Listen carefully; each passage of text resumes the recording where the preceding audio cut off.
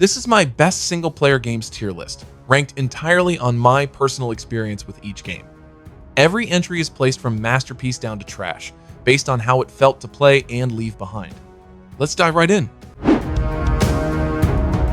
Metro Exodus is the best Metro game for me because it finally lets the series breathe without losing its tension. I liked how it slows everything down and forces me to move carefully instead of rushing from fight to fight, and even in open areas I never felt truly safe. The surface levels are varied and memorable, from frozen ruins to deserts and forests, and the world feels alive thanks to strong sound design and small details that guide exploration without cluttering the screen. Combat rewards patience, ammo always feels valuable, and enemies react in smart ways that keep encounters fresh. I also appreciated the quieter moments on the train, which helped me connect with the characters and made the journey feel personal, even if the silent protagonist still feels a bit odd. It doesn't end with a huge bang, but the atmosphere, pacing, and survival focus stay strong throughout, which is why this lands in my excellent tier. Undertale is one of those games that completely caught me off guard, because I expected a funny little RPG and ended up with something that stayed in my head long after I finished it. I liked how it understands how players normally think in RPGs and then gently messes with those habits, especially with saving, restarting, and how your choices actually matter. The writing is smart, funny, and sometimes surprisingly emotional, and the game makes even simple fights feel meaningful by giving every enemy a personality and different ways to deal with them. I went for a peaceful approach first, and the way the game reacted to that made the story feel personal, like it was responding directly to me. It's not perfect, and some parts can feel slow or awkward, but the way it uses gameplay to tell its story is something only a game could do, which is why this earns its place right at the top as a true masterpiece. Desperados III is one of those games that taught me patience in the best way possible, because rushing almost always gets you killed. I liked how every mission feels like a puzzle where timing, positioning, and character abilities really matter, and success comes from planning instead of reflexes. Each character brings something useful, so I was constantly thinking about who should distract, who should take the shot, and who should clean things up without raising the alarm.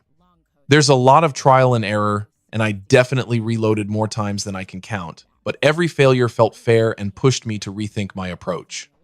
The Western setting, smart level design, and satisfying execution moments make every cleared area feel earned, which is why this sits in my excellent tier. Hogwarts Legacy gave me the Hogwarts fantasy I'd wanted for years, and just being in that world felt special right away. I loved walking the halls, finding secret passages, flying on a broom, and getting distracted by side activities that made me feel like an actual student instead of just a hero on a mission. The spell combat surprised me the most, because chaining spells, dodging attacks, and figuring out the right moves kept fights engaging for a long time. That said, the main story didn't really grab me. Enemies start repeating too often, and the technical issues and small design annoyances slowly broke the immersion.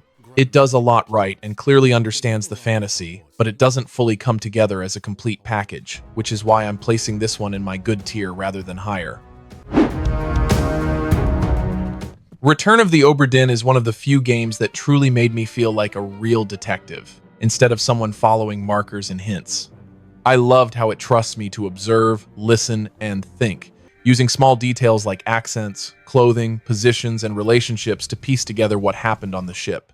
Stepping into frozen moments of death sounds simple, but figuring out who each person is and how they died becomes deeply satisfying because the game never gives easy answers.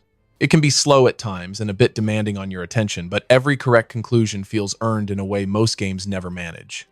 Because of how confidently it commits to its idea and how unforgettable that experience is, this one earns its place as a masterpiece on my tier list.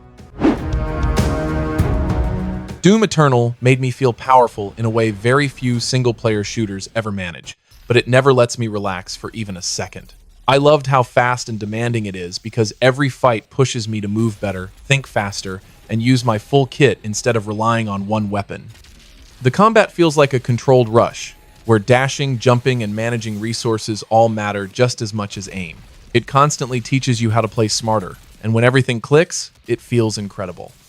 It can be exhausting at times and isn't something I'd play casually, but as a focused, high-skill single-player experience, it delivers almost everything it sets out to do, which is why this one earns an excellent spot on my list. Planescape Torment is a game I respect more than I actively love playing, because its strength is almost entirely in its writing and ideas. I liked how it focuses on identity, memory, and belief in a way that feels thoughtful and mature, and many conversations felt closer to reading a strange fantasy novel than playing a typical RPG. Choices matter a lot. Dialogue is deep, and you can solve many problems just by talking instead of fighting, which still feels rare even today. That said, the combat is basic, the pacing can drag, and the heavy amount of text makes it harder to stay engaged moment to moment. It's an important and memorable experience, just not one I always enjoy revisiting, so I'm giving it a great placement on my tier list rather than pushing it higher. Subnautica immediately made me wish I could experience it again for the first time. I loved how calm exploration slowly turns into real fear, especially when diving into deep water with limited visibility and only sound to guide me. Survival and crafting are easy to understand, but progression is smart and constantly pushes me into darker, more dangerous areas. The atmosphere carries the story through discovery instead of heavy explanations, and every new biome feels meaningful. Even with some technical rough edges, the sense of mystery, tension, and discovery never fades, which is why this fully earns its masterpiece spot on my tier list. Dragon Age Origins pulled me in because it made my choices feel heavy right from the start. I loved how the origin stories change who I am in the world, how people react to me, and even how parts of the story unfold later on. The writing carries a serious tone, dealing with politics, war, loyalty, and sacrifice in a way that feels grounded and mature. Party members feel important too, since their opinions shift based on my decisions, and those relationships can grow, break, or completely fall apart. Combat can be slow, and the presentation hasn't aged perfectly, but the depth of role-playing, world-building, and long-term consequences more than make up for it, which earns this a clear masterpiece ranking on my tier list. Dredge surprised me with how tense fishing can feel when the sea starts fighting back. I liked how the calm routine of sailing and catching fish slowly turns uneasy, especially once night falls and panic starts creeping in. The controls are simple and easy to learn, but the systems around fear, visibility, and navigation add real pressure to every trip away from shore. The story stays mysterious and lets the atmosphere do most of the work, using strange characters and small discoveries instead of long explanations. It does get repetitive at times, and the upgrades don't allow much freedom, but the mood, pacing, and identity are strong enough that the experience stays memorable, which is why this settles into a solid great tier position on my list. Cyberpunk 2077 immediately grabbed my attention with how much freedom it gives me to shape my own path through Night City. I liked how most of the strongest moments come from side missions, where choices feel personal and often have long-lasting effects on characters and outcomes. The city itself feels dense and alive, and just moving through it, listening to conversations, and stumbling into unexpected stories made exploration rewarding. Combat and builds offer a lot of flexibility, letting me approach situations with stealth, hacking, or straight-up firepower depending on my mood. Bugs and technical issues can still break immersion at times, but the writing, world design, and player choice carry the experience strongly enough that this earns an excellent place in my tier list. Commandos Origins takes me back to slow, methodical stealth, where patience matters more than speed. I liked how every mission feels like a tactical puzzle, forcing me to study enemy vision cones, plan distractions, and line up perfect moments instead of reacting on instinct. Command mode is the highlight, letting me pause time and coordinate multiple actions at once, which feels incredibly satisfying when everything works as planned. The maps are large, detailed, and rewarding to explore, but frequent bugs and small control issues often break the flow and force reloads. When it works, it captures the classic Commandos feeling really well, but those technical problems stop it from reaching its full potential. So this ends up sitting in my good tier. The Witcher 3 Wild Hunt took its time to win me over, but once I started wandering off the main path, it became something special. I liked how the world feels massive yet purposeful, where small villages, contracts, and side stories often carry more weight than the main quest itself. Choices don't come with clear good or bad labels, and I appreciated how cause and effect quietly shape the world without ever spelling things out. Combat feels fluid and rewarding, especially once builds, signs, and preparations start to click together.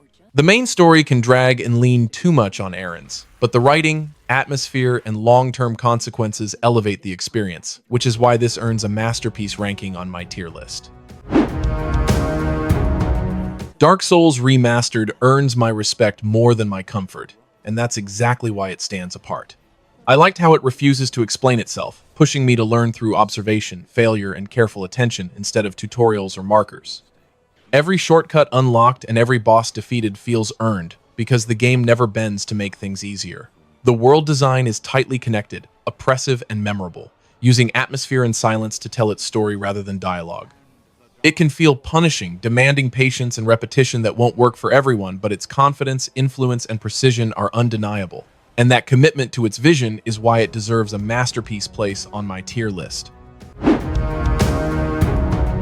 Ghost of Yotei puts me straight back into the samurai fantasy, but this time with sharper focus and a stronger lead.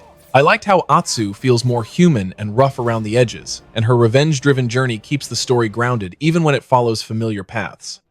Combat is where I spent most of my time smiling, thanks to how fluid it feels and how freely I can switch between weapons, tools, and styles without breaking the flow. The open world looks stunning and guides exploration without overwhelming me with markers, even if some activities start to feel familiar later on. It doesn't reinvent the formula, but it refines what already worked so well, which is why this lands in the excellent tier for me. Titanfall 2 starts with pure movement joy, and that feeling never really fades for me. Running, wall jumping, and sliding through levels feels smooth and natural, and the campaign smartly builds entire sections around that flow. I liked how the bond between Jack and BT adds heart without slowing things down, giving the action a clear emotional anchor. Every level brings a fresh idea, whether it's platforming twists or switching between pilot speed and Titan power, so nothing drags. The multiplayer carries that same energy with fast pacing and smart balance, but it's the focused, creative single-player campaign that stands out most. Because of that mix of speed, creativity, and personality, this lands in the excellent tier on my list. Fallout 4 opens the door to a huge wasteland that kept me busy for dozens of hours, mostly because wandering around never stopped feeling worthwhile. I liked how exploration constantly leads to side stories, strange locations, and memorable companions, even when the main story feels less focused. The shooting and crafting feel better than earlier entries, and tweaking weapons and armor gave me plenty of reasons to loot everything in sight. That said, dialogue choices feel more limited. Settlements rarely matter in meaningful ways, and the role-playing depth doesn't always match the scale of the world. I still had a good time living in the Commonwealth, but it doesn't reach the series' highest highs, which is why this sits in the good tier for me. Divinity Original Sin 2 drops me into a world where almost every choice matters, and I always feel like I'm shaping events in my own way. I love how quests don't rely on markers, combat rewards, smart planning, and the environment itself becomes part of every fight.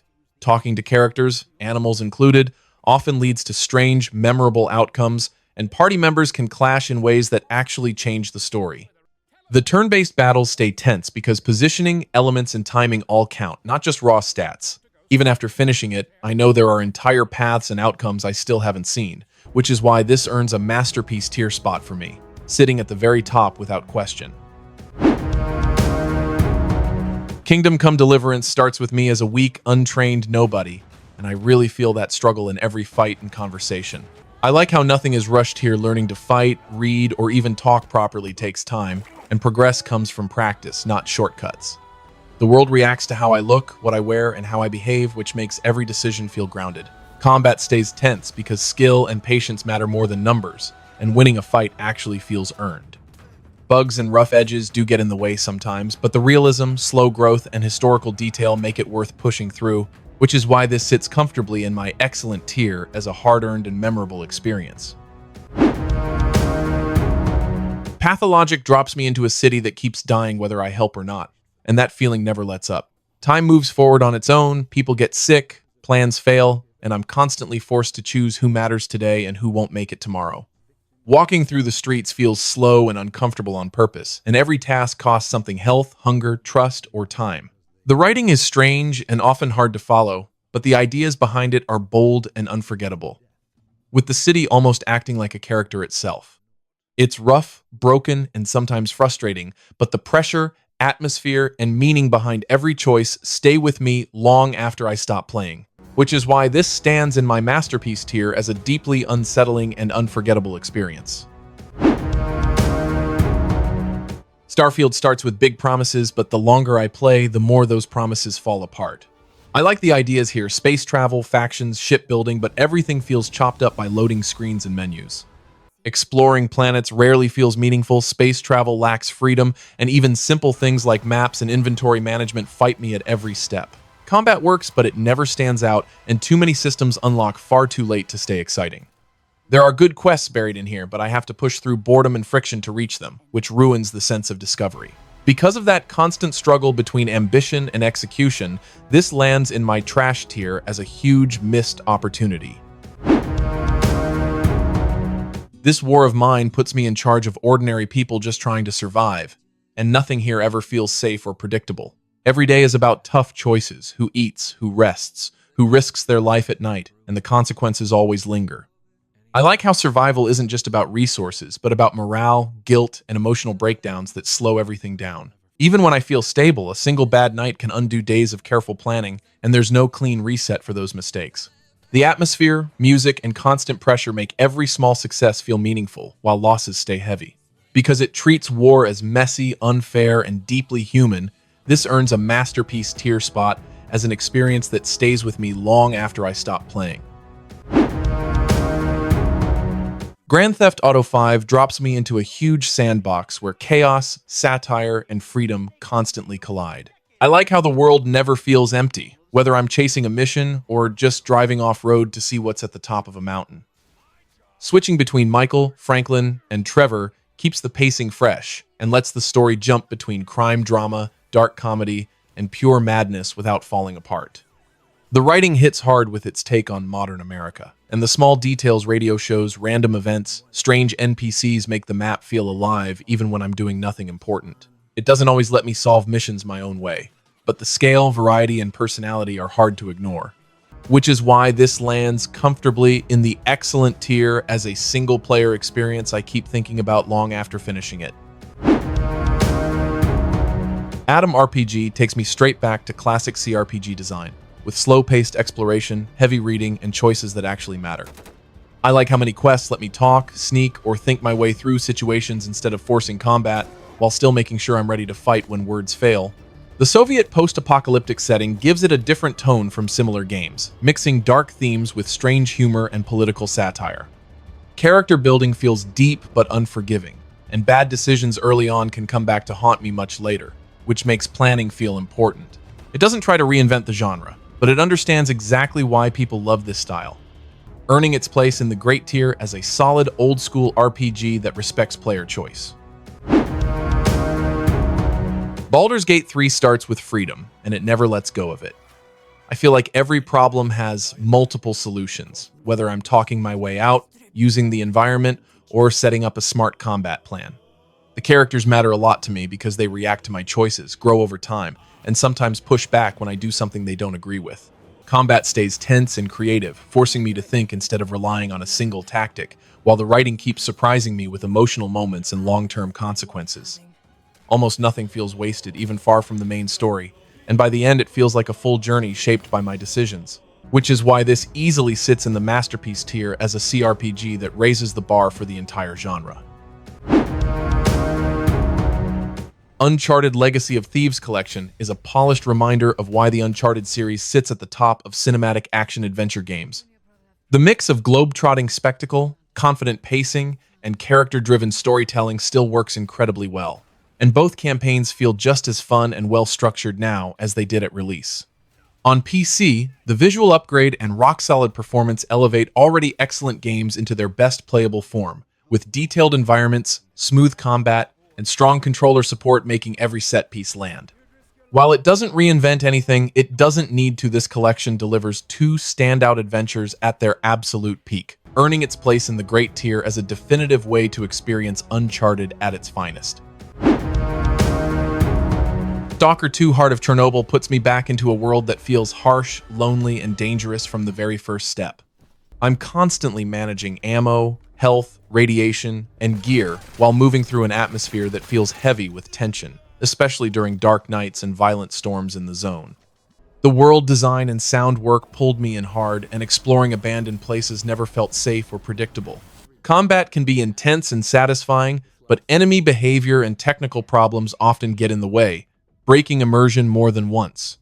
Even with those issues, the slow pace, tough survival systems, and oppressive mood kept me invested for dozens of hours. It's not smooth or polished, but when everything clicks, it delivers a survival experience that very few shooters even attempt, placing Stalker too comfortably in the great tier. The Elder Scrolls IV Oblivion Remastered kicks off with that familiar Cyrodiil charm, and within minutes I'm back wandering forests, joining guilds, and doing things wildly out of order just because I can. The visual upgrade and cleaner UI make it far easier to live in this world, and small changes like sprinting and smoother menus remove a lot of old frustration. I still run into jank, bugs, and some awkward enemy scaling, but the freedom to experiment with builds, spells, and quest lines keeps everything engaging. The faction stories hold up especially well, and Shivering Isles still feels imaginative and strange in the best way. Even with its flaws clearly showing, this remaster respects the original while making it easier to enjoy today, which is why Oblivion Remastered earns its spot in the excellent tier. The Legend of Zelda: Tears of the Kingdom opens with a feeling I didn't think Nintendo could recreate, but within minutes I was already wandering off course, experimenting, and letting curiosity lead everything I did. I spent hours just exploring, building strange contraptions, fusing weapons in ridiculous ways, and finding myself distracted by caves, sky islands, and places far below the surface that felt genuinely mysterious. The freedom here goes beyond exploration because every problem lets me solve it my own way, whether that means brute force, clever building, or something completely unplanned. Even after a long playtime, the world kept surprising me with new systems and hidden layers. Everything feels thoughtfully expanded rather than repeated, and the sense of discovery never fades. For me, this stands as a rare sequel that fully earns its reputation, landing Tears of the Kingdom in the Masterpiece tier. Elden Ring starts by throwing me into a massive world with almost no instructions, and instead of pushing me forward, it dares me to wander, fail, and learn on my own terms. I spent hours riding across fields, slipping into dungeons I clearly wasn't ready for, and constantly weighing risk against curiosity. When a boss felt impossible, I could simply turn away, explore somewhere else, find better gear, and return stronger without ever feeling stuck. Combat demands patience and attention, but it always feels fair when I slow down and adapt. Every region hides danger, mystery, and rewards that feel earned rather than handed out. By the end, the sense of scale, freedom, and hard-won progress made this journey unforgettable, which is why Elden Ring earns its place at the very top as a true masterpiece. Watch Dogs 2 throws me into a bright, playful version of the Bay Area where hacking is the real star of the show. I liked how most missions let me think first instead of shoot first, using drones, cameras, and environmental tricks to reach objectives in my own way. Sneaking through areas, causing distractions, or letting rival gangs and police fight each other felt clever and fun. The open world is lively and enjoyable to explore, even when I'm just messing around between missions. The story tone doesn't always match the amount of chaos I cause, and gunfights feel less interesting than stealth and hacking. Still, the freedom and creativity kept me engaged, which is why Watch Dogs 2 lands in the good tier. Death Stranding asks me to slow down and really feel every step I take, and that's both its strength and its biggest challenge. I spent most of my time planning routes, balancing cargo, and fighting the terrain more than enemies, which made the world feel heavy and lonely in a very intentional way. Walking across empty land, dealing with rain, and relying on small tools made progress feel earned, not rushed. The online structures left by other players quietly helped me, and that sense of connection worked better than I expected. At the same time, the constant inventory work and long treks tested my patience more than once. Because of that mix of bold ideas and rough pacing, Death Stranding earns its place in the excellent tier, but only if you're ready to meet it on its own terms.